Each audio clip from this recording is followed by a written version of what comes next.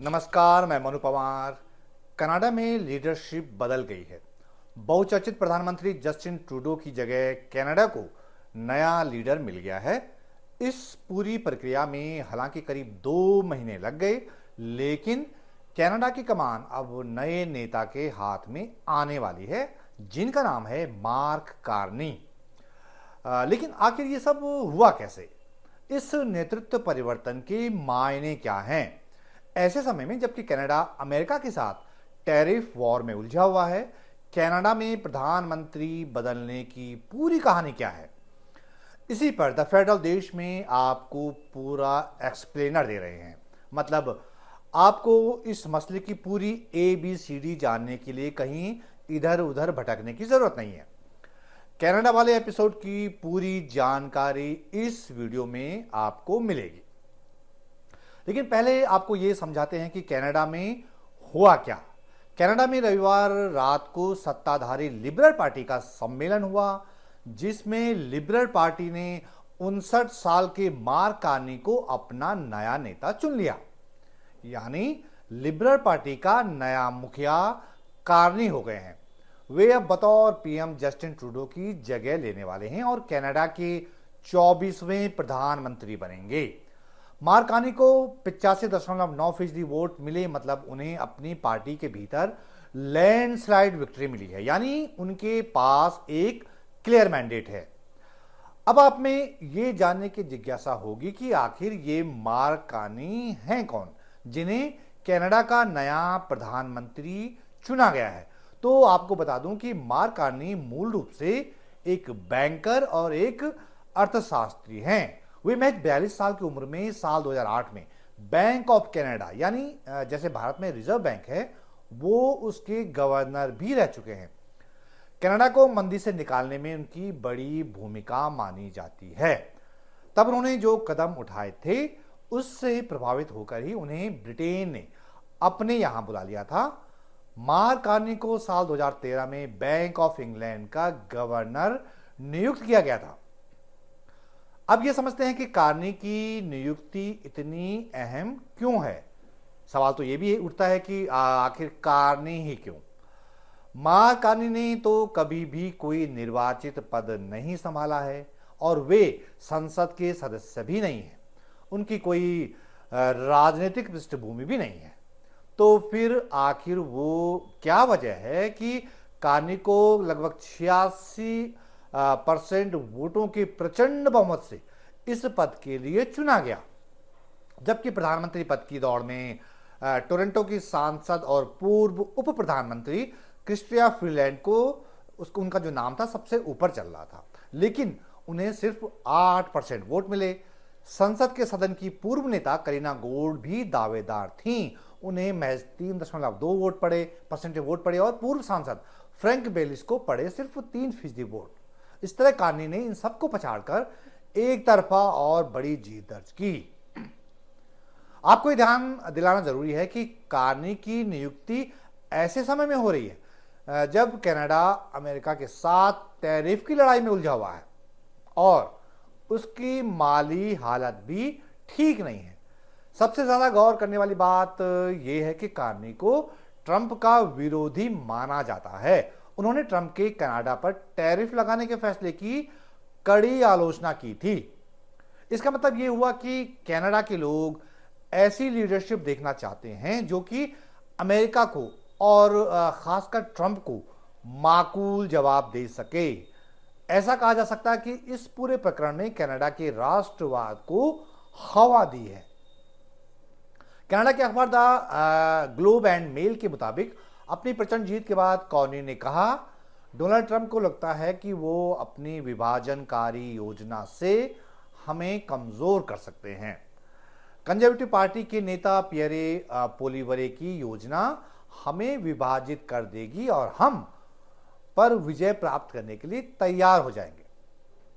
Canada के एक अन्य अखबार टोरंटो सन के मुताबिक कार्नी ने यह भी कहा कि अमेरिकी हमारे संसाधन, हमारा पानी, हमारी जमीन, हमारा देश चाहते हैं और वे सफल हो गए तो वे हमारी जीवन शैली को नष्ट कर देंगे। ये तो हो गई कार्नी के कनाडा का नया प्रधानमंत्री बनने की इनसाइड स्टोरी।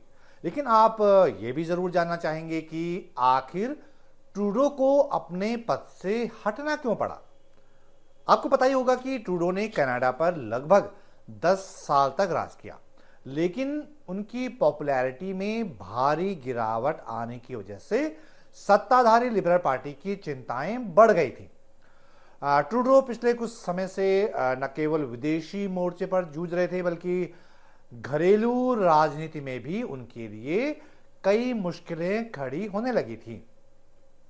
भारत के साथ उनके तल्ख रिश्तों की बात तो जग जाहिर है ही। अमेरिका में डोनाल्ड ट्रंप के सत्ता में आने के बाद कनाडा की हालत दयनीय होने लगी थी। वो इसलिए क्योंकि ट्रंप ने कनाडा पर 25% टैरिफ यानी आयात शुल्क लगाने की चेतावनी दी हुई है। मतलब कनाडा से अमेरिका आने वाले सामान पर 25% टैक्स वसूलने की बात कही थी। यानी अगर कनाडा 100 रुपए का कोई सामान अमेरिका को भेज रहा है तो उस पर अमेरिका की सरकार कनाडा से 25 रुपए टैक्स वसूल लेगी। इस टैरिफ का असर क्या होगा, इसे कुछ ऐसे समझिए कि कनाडा जितना दुनिया को निर्यात करता है ना, उस कुल निर्यात का अकेले 75% निर्यात तो अमेरिका में होता है। ऐसे में अगर अमेरिका कनाडा पर 25% टैरिफ लगा लेता है तो कनाडा की हालत खराब हो जाएगी। ट्रंप के टैरिफ लगाने के बाद के ऐलान के बाद से कनाडा की राजनीति में खलबली मची हुई थी। कनाडा की उप प्रधानमंत्री और वित्त मंत्री क्रिस्टिया फिनलैंड ने अपने पद से तब इस्तीफा दे दिया था। उन्होंने अपना पद यह कहते हुए छोड़ा कि ट्रंप के संभावित टैरिफ लगाए जाने के मुद्दे पर मतभेद थे। फिनलैंड के इस्तीफे को ट्रूडो के लिए एक बड़ा झटका माना गया। ट्रंप ने जब कनाडा पर टैरिफ लगाने की धमकी दी थी तो जस्टिन ट्रूडो उनसे मिलने अमेरिका भी गए थे, लेकिन ट्रंप से उन्हें कोई आश्वासन नहीं मिला, जिससे कनाडा में यह संदेश गया कि ट्रूडो एक कमजोर लीडर हैं। ट्रंप ने बतौर राष्ट्रपति अपने पिछले कार्यकाल के दौरान भी कनाडा से आयात होने वाले स्टील पर 25% और एल्युमिनियम पर 10% का टैरिफ लगा दिया था। लेकिन इस टैरिफ वॉर में आग में घी डालने का काम किया ट्रंप के उस बयान ने, जिसमें उन्होंने कनाडा को अमेरिका का 51वां राज्य बताना शुरू कर दिया था। इससे कनाडा के लोगों को अपनी आजादी और अपनी संप्रभुता खतरे में नजर आने लगी। ये सारी बातें ट्रूडो के खिलाफ जाती रहीं।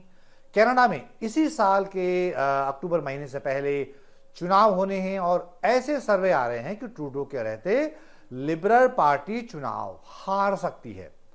कहा जा रहा है कि जस्टिन ट्रूडो पर इसी कारण लिबरल पार्टी के भीतर से ही इस्तीफे का दबाव था। इसीलिए जस्टिन ट्रूडो ने इसी साल जनवरी महीने में अपने पद से इस्तीफा देने की घोषणा की और नए नेता के चुनाव तक वो प्रधानमंत्री बने रहे। अब सबसे बड़ा सवाल यह है कि आखिर नए पीएम कार्नी के सामने चुनौती क्या है। जस्टिन ट्रूडो विदेश और घरेलू मोर्चे पर कनाडा को ऐसी अवस्था में छोड़कर गए हैं जिससे दुरुस्त करने में नए प्रधानमंत्री मार्क कार्नी को काफी समय लग सकता है। जबकि कनाडा में यह चुनावी साल है। नए प्रधानमंत्री के सामने अमेरिका के राष्ट्रपति डोनाल्ड ट्रंप की टैरिफ वाली चुनौती सबसे बड़ी चुनौती है। ट्रंप ने कनाडा पर जो 25% आयात शुल्क लगाने की घोषणा की है, उससे बचने के लिए कार्नी क्या रास्ता निकालेंगे। क्या वो टकराव मोल लेंगे या कोई डील करेंगे, ये देखना दिलचस्प होगा। यही नहीं, इसी साल के आखिर में कनाडा में आम चुनाव भी होने हैं। इसमें अपनी लिबरल पार्टी को मार्क कार्नी फिर से सत्ता में लौटा पाते हैं या नहीं, ये उनके सामने एक बड़ा चैलेंज होगा।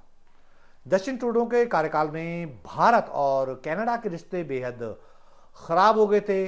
मार्क कार्नी के आने से उसमें कैसे सुधार होगा, इस पर भी नजर रहेगी।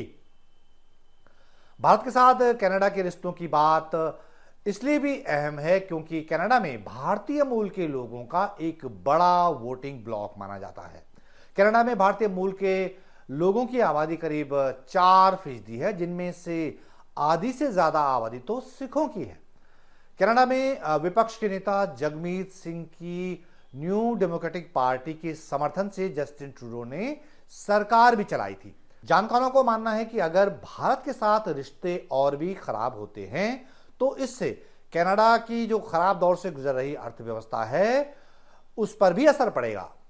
कोई अर्थशास्त्री प्रधानमंत्री ऐसा जोखिम मोल लेना नहीं चाहेगा। तो हमें उम्मीद है कि इस वीडियो के जरिए आपको कनाडा में नेतृत्व परिवर्तन की पूरी इनसाइड स्टोरी समझ में आ गई होगी। हमें आपके फीडबैक का इंतजार रहेगा। आप अपने कमेंट्स इस वीडियो के नीचे कमेंट बॉक्स में जरूर लिखिएगा।